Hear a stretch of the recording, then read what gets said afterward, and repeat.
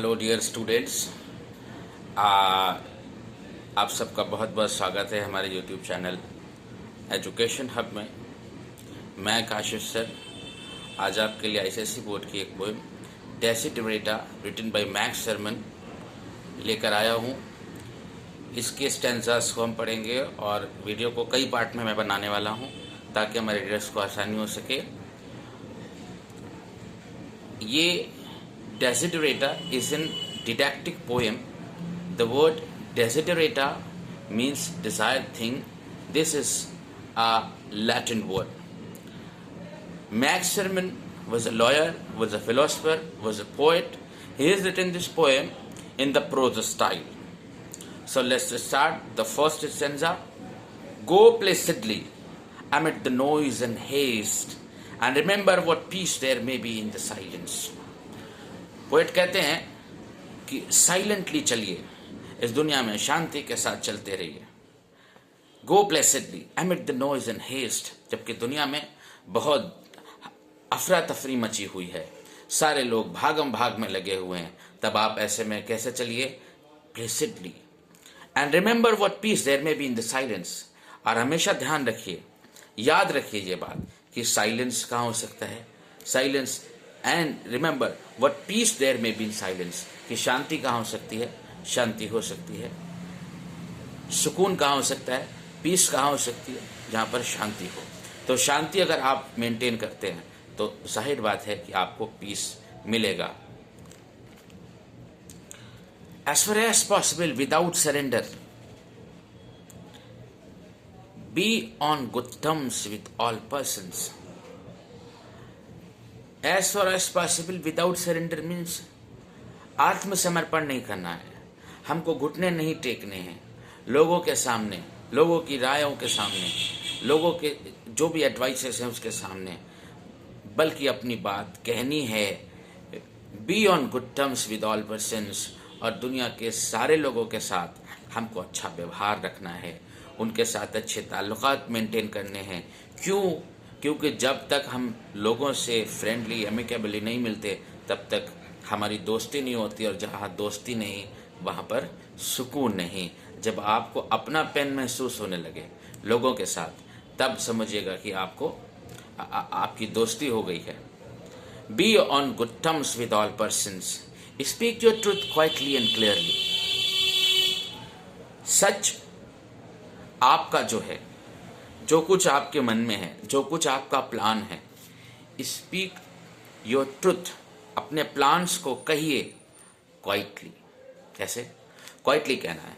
Means अपने plans को लोगों को ऐसे बतलाना है कि वो बुरा ना माने आपकी बात का, आपकी बात को सुने एंड क्लियरली, और साफ साफ बनाना है ताकि जो लोग आपके प्लान्स को सुन रहे हैं वो उस पर कोई एक्शन कर सके, वो भी कोई अपना प्लान बना सके, वो आपकी बात को समझ सके। एंड लिसन टू अदर्स, सबसे इंपॉर्टेंट बात पोएट ये कहता है, एंड लिसन टू अदर्स, यानी हमको अपनी बात कहते समय ये भी देखना है कि सामने वाला क्या कह रहा है। क्योंकि अगर हम अपनी बात को ही कहते रहते हैं और सामने वाले की बात को नहीं सुनते हैं, तब ऐसे में क्या होता है? फिर कॉन्ट्रडिक्शन पैदा हो जाता है, फिर हमारी बात वो नहीं मानता और उसकी बात हम नहीं मानते। इसलिए कह रहे हैं एंड लिसन टू अदर्स, ये भी जरूरी है कि हम सामने वाले की भी बात भी सुने। Even to the dull and ignorant they too have their story. अगर हम समझते हैं कि यह आदमी डल है, मुझसे कम है, या इग्नोरेंट है, ये जिद्दी है, नहीं मानेगा, फिर भी हम उसकी बात सुने, क्योंकि हर आदमी की अपनी एक स्टोरी होती है, सबकी अपनी एक समझ है। तो हम दूसरों की समझ का भी ख्याल रखें और उसको भी हम सुने। Even to the dull and ignorant, they too have their story. Avoid loud and aggressive persons. They are vexatious to the spirit. कह रहा है कि जो चिल्ला कर बातें करने वाले लोग हैं, लड़ाई झगड़ा करने वाले लोग हैं, इनको आप अवॉइड करते हैं।